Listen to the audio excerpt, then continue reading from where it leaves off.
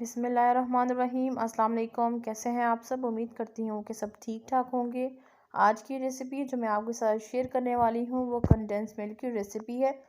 ये बहुत से डेज़र्ट्स में यूज़ होता है, तो बहुत ही अच्छा टेस्ट आता है उनमें। चलिए चलते हैं, रेसिपी को करते हैं स्टार्ट। उसके लिए पैन ले लिया है, पैन में ऐड कर देंगे हम दूध हमने लिया है 1.5 कप। तो 1.5 कप हम इसमें दूध ऐड करने के बाद हमने इसको बॉईल होने के लिए छोड़ देना है। और जैसे ये देखिए जी, हमारा दूध जो है वो बॉईल इसको आ गया है। तो इस पॉइंट पर हमने फ्लेम को कर देना है लो, और हमने इसको मीडियम फ्लेम पर 4 से 5 मिनट अच्छे से पकने देना है। थोड़ा सा ये जो है हाफ कप इससे कम हो जाए दूध। तो ये देखें, अब इसके बाद हमने इसमें ऐड करनी है शुगर। इसमें सिर्फ शुगर और दूध ही जाएगा। हम इसमें किसी किस्म का कोई बेकिंग सोडा वगैरह इस्तेमाल नहीं करने वाले।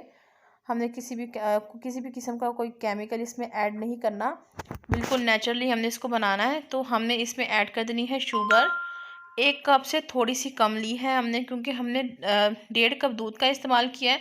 तो चीनी हमने जो है 1 कप से थोड़ा सा कम ली, मतलब 3/4 कप कह लें इसको।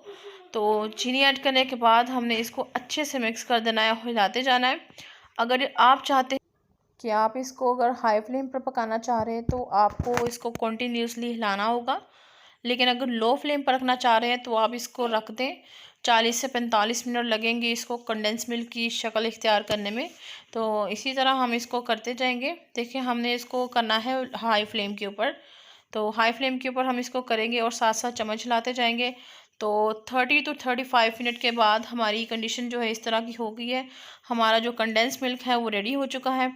देख सकते हैं आप इसकी कंसिस्टेंसी। इससे ज़्यादा गाढ़ा नहीं होना चाहिए, इतना ही रखना है, क्योंकि ये ठंडा होने के बाद और ज़्यादा थिक हो जाएगा। तो बस हमने इतना ही इसको रेडी करना है। अब हमने फ्लेम को कर देना है ऑफ। बस इतनी ही कंसिस्टेंसी हमें चाहिए। तो ठंडा होने के बाद, क्योंकि ये थिक हो जाएगा, तो थोड़ी देर हम इसको रखते हैं ठंडा होने के लिए। तो जी हाँ, ये देखिए, हमने इसको थोड़ी देर के लिए ठंडा होने के लिए छोड़ दिया था।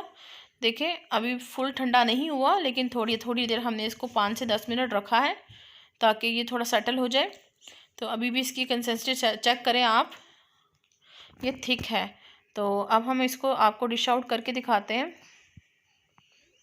इसी के साथ जो हमारे चैनल पर नए हैं, प्लीज़ हमारे चैनल को सब्सक्राइब कर लें। अगर आपको हमारी वीडियो और हमारा तरीका पसंद आ रहा हो तो हमारी वीडियो को लाइक करें, दोस्तों और फैमिली मेम्बर्स के साथ शेयर करें, और सब्सक्राइब करना ना भूलें, और साथ ही बेल आइकन को प्रेस करें। इससे क्या होगा, हमारी आने वाली हर नई वीडियो आप तक पहुँचेगी।